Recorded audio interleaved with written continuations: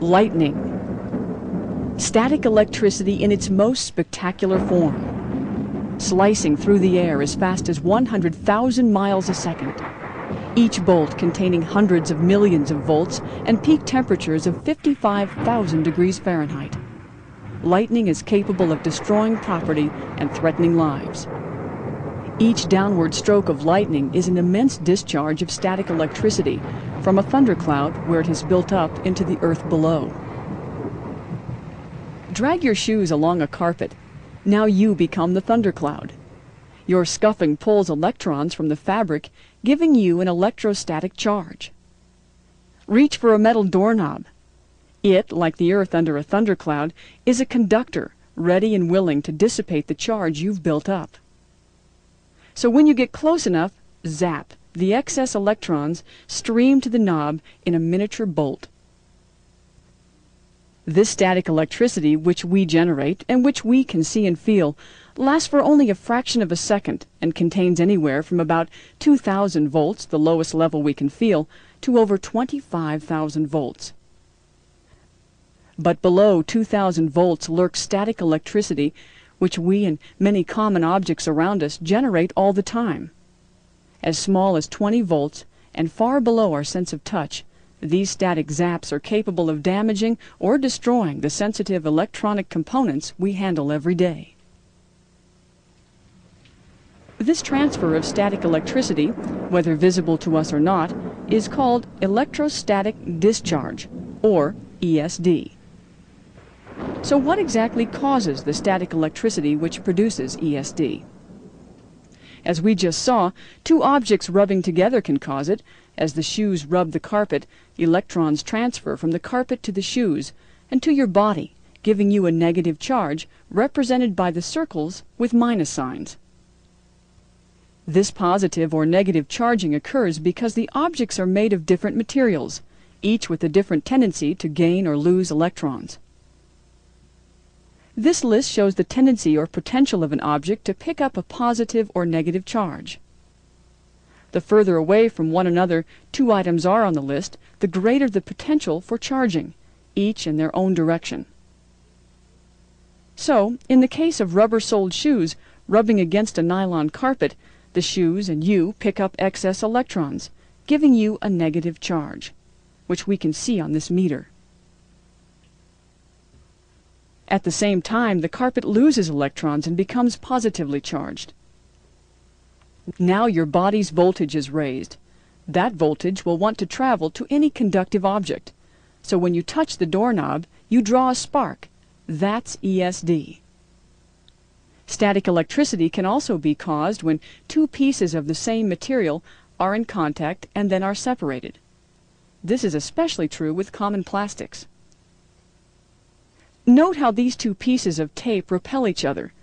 They both have a similar charge and are capable of producing ESD. So what's the effect of ESD in your workplace? Well, while the doorknob may not mind the spark, the passage of ESD through an electronic device, such as an integrated circuit, can cause catastrophic internal damage to that component, turning it into scrap. The tiny circuit paths in these sensitive devices can be burned up or severed by an ESD voltage so small that our human sense of touch cannot even detect it. Remember, we can only feel discharges above about 2,000 volts, but some ESD-sensitive components can be damaged by contact with as little as 20 volts. You'll never know that the damage has occurred, but deep inside the device, destruction such as this will have happened. In these electron microscope photographs, you can see how a static zap has actually melted the silicon inside this integrated circuit. This damage is hundreds of times smaller than the width of a single human hair, but has turned this IC into scrap. And even when the device is placed on a printed board, it's still not safe. It can be damaged by a discharge that passes through the board's conductive pattern to the ESD-sensitive component. The amount of voltage needed to cripple or destroy varies from component to component, but as these devices grow smaller and smaller, their sensitivity to ESD increases. Sometimes the damage caused by ESD does not mean the device immediately fails. Instead, the device is delivered to the customer, only to fail later on, creating an unhappy customer and leading to expensive field service calls. These walking wounded devices may remain undetected and prompt repeated service calls, generating huge costs and frustration as one device after another fails.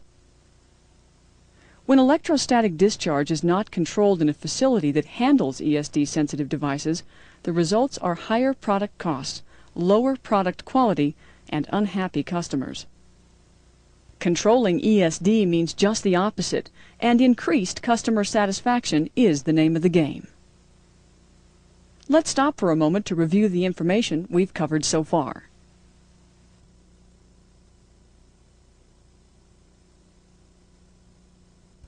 So now that you know what ESD is and what it can do to the electronic devices you handle, let's look at how you can prevent ESD damage at your work area. The most important fact you can learn about ESD control is that you are the most important part of ESD control. ESD is largely a people problem. No program to control ESD will succeed without your complete participation. Every company's approach to ESD control is different, but every procedure is designed to control ESD in one of these 5 ways. First, by minimizing charge buildup. Second, by neutralizing charges. Third, by draining off charges before they reach ESD-sensitive devices. Fourth, by minimizing field and discharge effects. And fifth, by protecting ESD-sensitive devices during handling at your workstation and while transporting product from one ESD-protected area to another. Let's look at each of these 5 ESD prevention strategies more closely. The place to start is by preventing static charges from building up in the first place. If you prevent charges from building on you and the objects at your workstation, then there'll be no static discharges. To begin with, know your work area's static-free boundaries. Inside this area, you are responsible for following and enforcing your company's procedures for static control. This should include not bringing unneeded static-generating items into this area, such as common plastics, styrofoam products, and other non-conductive materials. Non-conductive materials don't conduct electricity and are the worst offenders in generating and holding static charges and creating charge fields. Charge fields are created when a charged object, such as you or that styrofoam cup, is brought close to an ESD-sensitive device. In some cases, the device can become charged as far as 3 feet away, even if it's in a static protective bag. If the charged device comes into contact with a conductive item or a ground, the device can actually damage itself by discharging into that item. To keep these charges and fields from building up, your work area may have several static prevention items, including a special anti-static floor or floor coating. You may also be required to wear special shoes, usually with anti-static or static dissipative soles. But the best way to minimize static buildup is to eliminate as many of these unnecessary insulative materials from the workplace as possible. The worst non-conductive offenders include items such as vinyl binders, equipment covers, data diskettes, plastic document holders, safety glasses, post-it notes, plastic pins, bubble wrap, plastic light fixtures, plastic housings on equipment, and some clothing. In particular, plastic work travelers should not be allowed in static protective zones.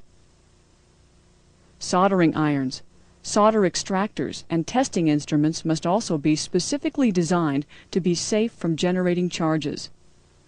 Don't bring unauthorized equipment into the protective zone.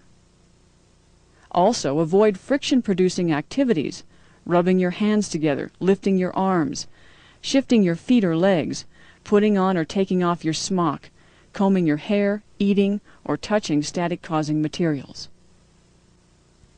Wearing clothes made of cotton rather than wool or synthetic materials like polyester will also help prevent static, even if you're required to wear a special smock, which we'll talk about later. Also, avoid loose clothing or clothing that dangles down and may come into contact with ESD-sensitive devices. It's a good rule to always keep ESD-sensitive products at least 6 inches away from clothing. One common misconception is that high humidity will solve static problems, so you don't have to worry about these other static reducing measures. It won't. High humidity may reduce static generation below the level we can feel or see, but it may still be there in doses large enough to keep on destroying static-sensitive devices. The truth is, higher humidity only helps, while lower humidity will worsen ESD problems. Always be on the lookout for signs which show where ESD protective zones are in your work area. If you work in these zones, follow all the procedures your company has for minimizing ESD charges. This includes keeping people and objects who may produce ESD out of the protected area. Also, check and make sure all ESD-sensitive items that move through your area are properly labeled and that the labels are clearly visible. But don't assume that a device without an ESD warning label is ESD safe. Your supervisor can help if you are unsure if a device is ESD sensitive, but a good work habit is to treat all electronic parts and assemblies as if they are. It is easier to maintain a strict ESD prevention routine with every device you handle than to try and change your behavior depending on the component. Now, there are some cases where static generating objects must be in the work area, such as the plastic housing to a piece of equipment. You may be required to apply an anti-static solution at regular intervals to help control static buildup. But anti-static solutions may not be enough to control the static fields generated by some equipment. Because static fields produce a serious ESD threat, the second part of ESD control is to neutralize the charge these non-conductors create before they can damage an ESD-sensitive device. Remember, preventing damage involves more than just making sure that charged objects don't come into contact with ESD-sensitive devices. It also means eliminating static fields, which can charge the device itself. To make matters worse, a device may become charged even though it is several feet away from the static-producing item, such as this computer. As we mentioned before, the ESD-sensitive device will become charged from this field. Then when it comes into contact with a conductor, such as this grounded metal rack, the device will produce its own damaging ESD zap. Of course, the best way to prevent non-conductors from creating these charges and charge fields is not to allow them into the work area to begin with. But when this is not possible, like in the case of this computer, the solution is usually to neutralize the charge with an air ionizer. This machine blows ionized air into the work area, which helps to neutralize any positive or negative charges that accumulate on the non-conductor. Air ionization is not a cure-all for ESD control and should only be used as a last resort. Using an ionizer is also not a substitute for preventing static buildup in the first place, as we talked about earlier, or for not draining off static charges by using techniques like wrist straps, which we'll talk about next. But first, let's stop for a moment to review the information we've covered in this section.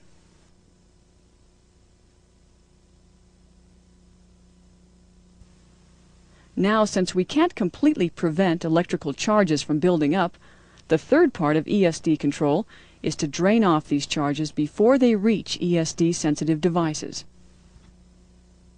This strategy works only with conductors, those objects which conduct electrical current, like metal work tables and carts, and partial conductors, those objects which conduct electrical current, but not very well, like our bodies.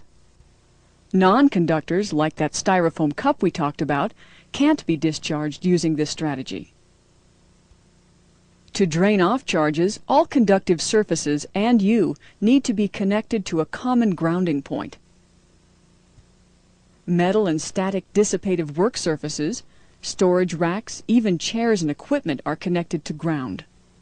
The ground may be in the electrical ground wire of the building, the steel framework of the building itself, or a metal rod in the earth or the building's foundation.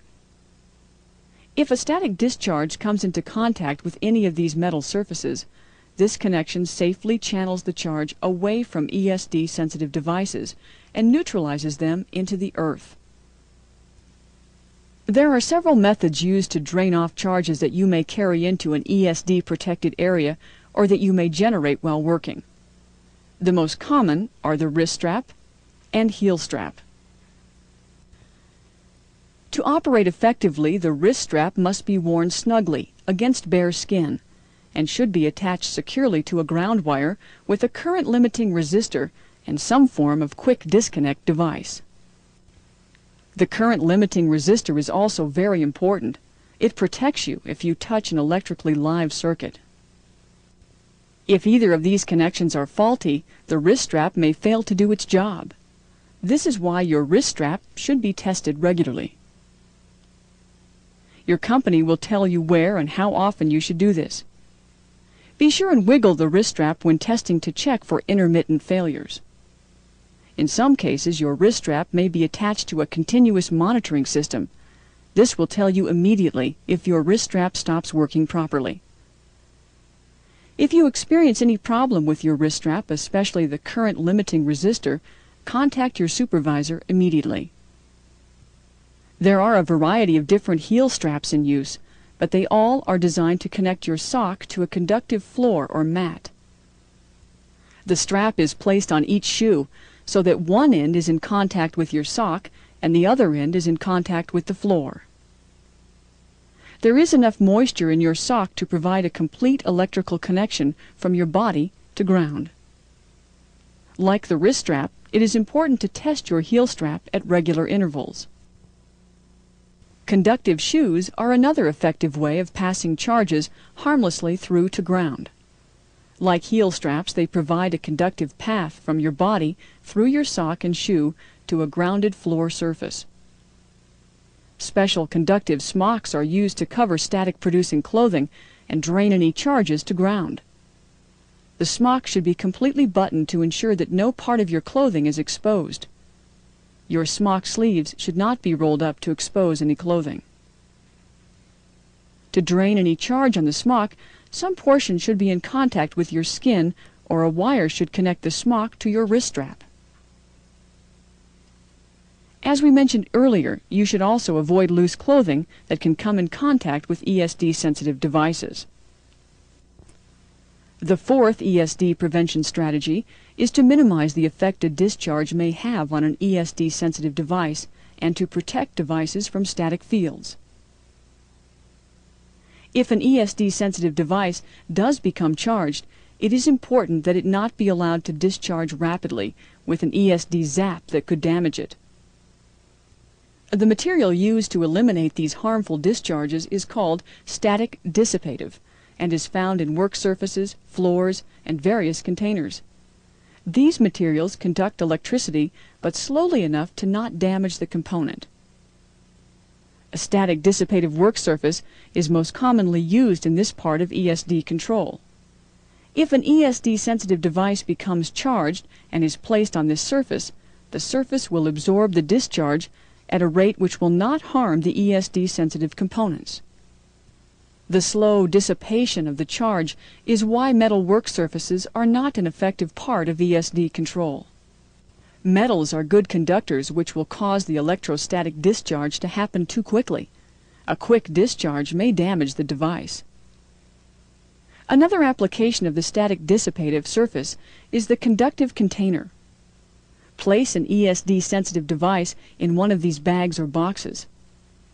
If you approach the device carrying a charge or the container is carried through a static field, the container will provide a protective cage around the device. This leads to the fifth and final element in a complete ESD strategy: protecting ESD-sensitive devices during handling at your workstation and transport from one ESD-protected area to another. The first part of this protection is to use all of the previous steps to guard the device from static fields and discharges while being handled at your workstation. The grounded workstation, your wrist and heel straps, static dissipative mats and work surfaces should work together to provide an envelope of ESD safety.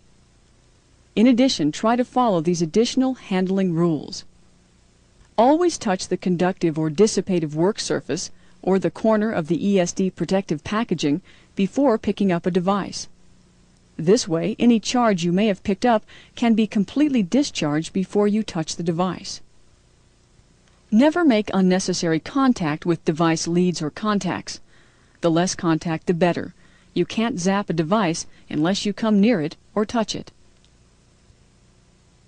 Keep the device with its pins down on a static dissipative surface. This way, all the component leads are more protected. Don't slide the device over any surface. Sliding creates friction, which can create static charge. Handle ICs by the body, not the leads. The leads are the most conductive pathway to damage. The body is less of a pathway. Avoid rapid friction-producing activities while handling the device. The only movements you should be making while handling the device are those which are absolutely needed to complete your task. Overall, handling of ESD-sensitive devices should be minimized at all times. When moving ESD-sensitive devices from one safe handling area to another, follow these rules. Always use clean containers that are the proper size for the device and clearly marked for ESD-sensitive items. Make sure the device is completely inside the container and the container is closed. Don't leave the device next to or on top of the container. Use only ESD-sensitive approved tape to label the container. Don't place plastic pocket travelers on or near the container. Use only push carts which are designed for ESD-sensitive devices. Check to see that the cart is grounded and that all the shelves have complete conductive contact with the frame. Let's stop once again to review the information we've covered in this last section.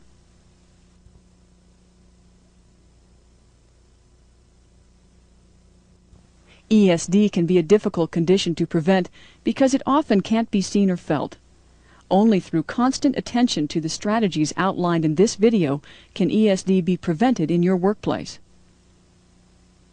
Remember that each of you are the captains of the ship, and all the wrist straps and fancy workstations available are no more effective than the person who uses them.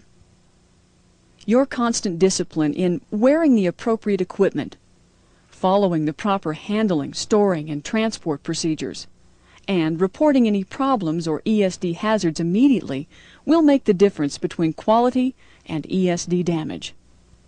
Only you can make certain that lightning doesn't strike at your workstation.